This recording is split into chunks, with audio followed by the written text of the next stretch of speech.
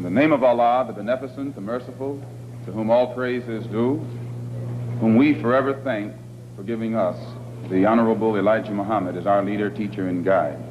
And I specifically, ladies and gentlemen, and brothers and sisters, open up like that because I am a representative of the Honorable Elijah Muhammad. And were it not for him, you and I wouldn't be here today.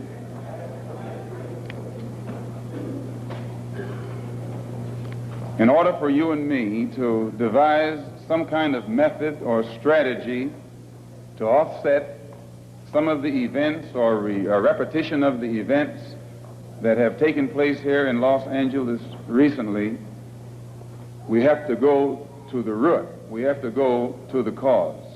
Dealing with the condition itself is not enough. We have to get to the cause of it all, or the root of it all. And it is because of our effort toward getting straight to the root that people oftentimes think we are dealing in hate. But first, I would like to congratulate and give praise to the Negro, so-called Negro leaders and so-called Negro organizations. And excuse me if I say so-called, it's hard for me to just outright say Negro when I know what that word Negro really means.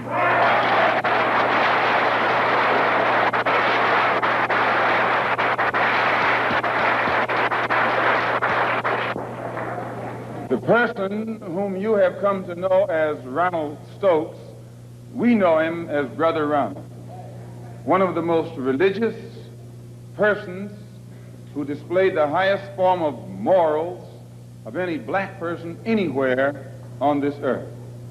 And as one of the previous speakers pointed out who knew him, everyone who knew him had to give him credit for being a good man, a clean man, an intelligent man, and an innocent man when he was murdered.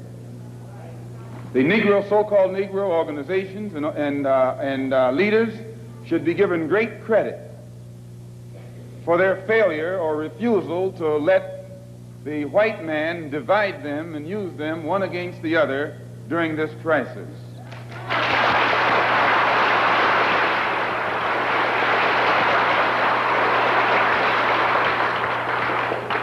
As Reverend Wilfred Wilson pointed out, I think it was 8 years ago today that the Supreme Court handed down the desegregation decision.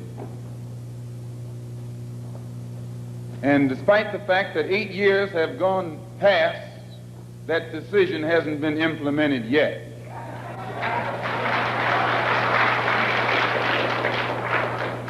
I don't have that much faith.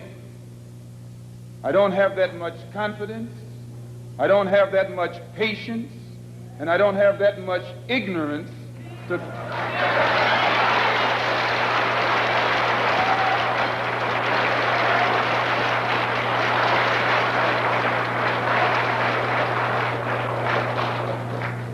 If the Supreme Court, which is the highest law-making body in the country, can pass a decision that can't get even 8% compliance with in 8 years because it's for black people, then my patience has run out.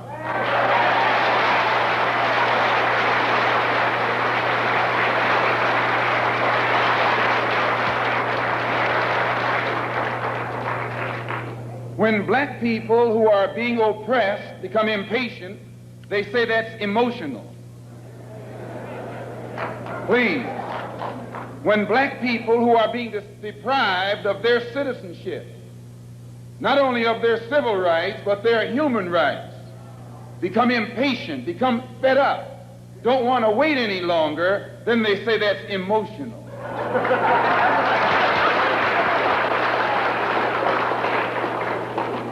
The Negro, so-called Negro leaders and organizations should be praised. They should be congratulated. They should be complimented, because out of all of them combined, the white man has not yet found one who will play the role of Uncle Tom.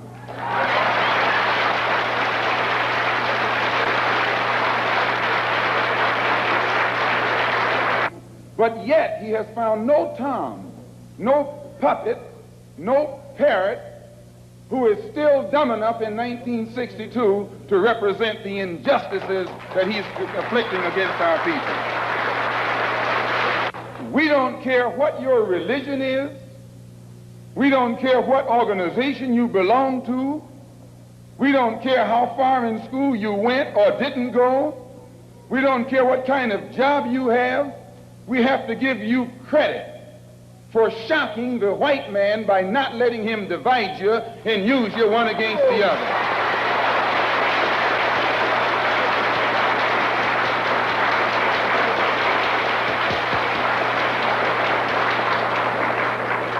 In the past, the greatest weapon the white man has had has been his ability to divide and conquer.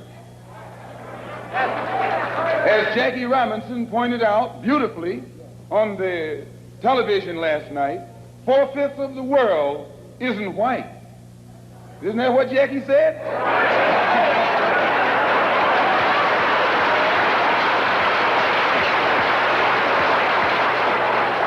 And if 4/5 of the world is dark, how is it possible for 1/5 to rule, oppress, exploit, dominate, and brutalize the 4/5 who are in the majority? How do they do it? Divide and conquer.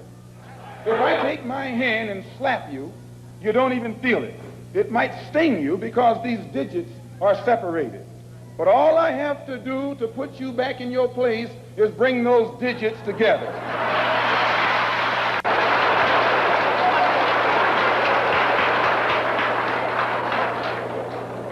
This is what the white man has done to you and me. He has divided us and used us one against the other.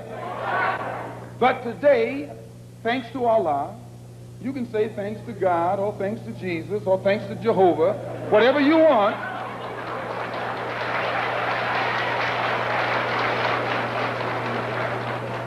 But as a follower of the Honorable Elijah Muhammad, we have been taught to say thanks to Allah. And that's what Jesus said. Jesus called on Allah. He said, Allah, Allah, lama asabachthani. I believe what's good for Jesus is good for you. If Allah was good enough for Jesus to call upon, I think he should be good enough for you to call upon. Since the so-called Negro community has shocked the white man by resisting all efforts to divide us, I think that you and I should continue to shock him by staying and working together in unity. Despite religious, political, economic, or educational or social differences, let us remember that we are not brutalized because we're Baptists. We're not brutalized because we're Methodists. We're not brutalized because we're Muslims. We're not brutalized because we're Catholics. We're brutalized because we are black people in America. Here, your mother is being raped, and you're not supposed to be emotional. Your women, please, your women can't walk the street without some cracker putting his hands on her, and you're not supposed to be emotional.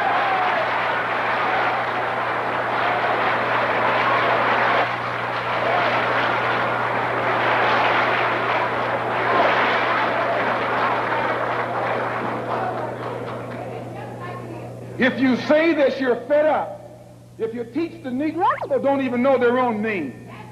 Why? Because he took it away from them. Please.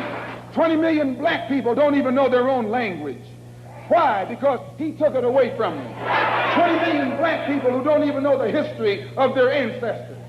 Why? Because he took it away from them. And if you try and tell them how thoroughly and completely they've been robbed, he says you're teaching hate.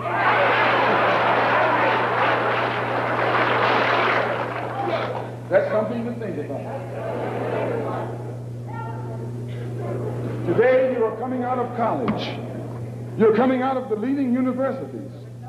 You're trying to go in a good direction, but you don't know which direction to go in. And if somebody tries to take you right to the root of your problem, they say that that man's a hate teacher. If I ask why should the senators in Washington, and then again if we tell you that Negroes are being hung on the tree or being shot down illegally, unjustly, and those Negroes should do something to protect themselves, you say you're advocating violence. The white man is tricking you. He's trapping you. He doesn't call it violence when he lands troops in South Vietnam. Please. He doesn't call it violence when he lands troops in Berlin. When the Japanese attacked Pearl Harbor, he didn't say get nonviolent. He said, praise the Lord, but pass the ammunition.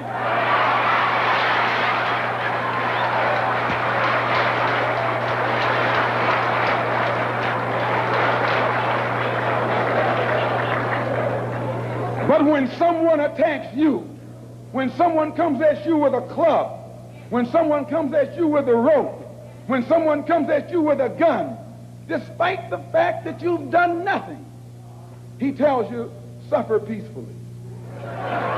Pray for those who use you despitefully. Be long-suffering. And how long can you suffer after suffering for 400 years? So I just want to clear up that little point right there, because he says that we play on your emotions. And when you turn on your television tonight, or your radio, or read the newspaper, they're going to tell you in that paper that I was playing on your emotions. Imagine you, a second-class citizen. That's not getting emotional, it's getting intelligent.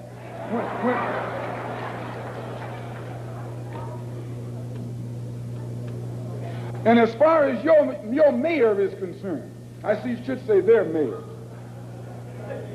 A man named Yorty, who has been slandering the Muslims, a professional liar,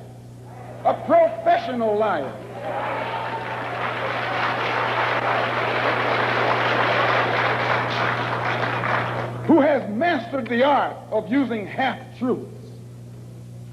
Put it in the paper that they broke into our religious place of worship and got records that they can use to prove that most of us have criminal records. You can't be a Negro in America and not have a criminal record.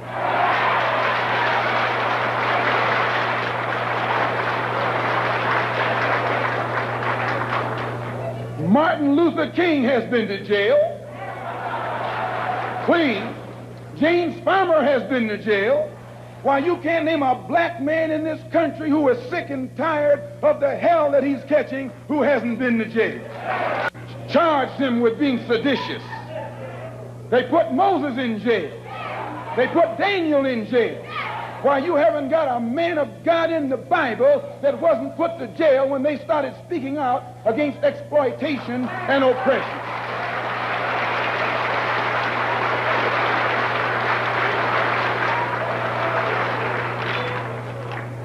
They charged Jesus with sedition. Didn't they do that? They said he was against Caesar.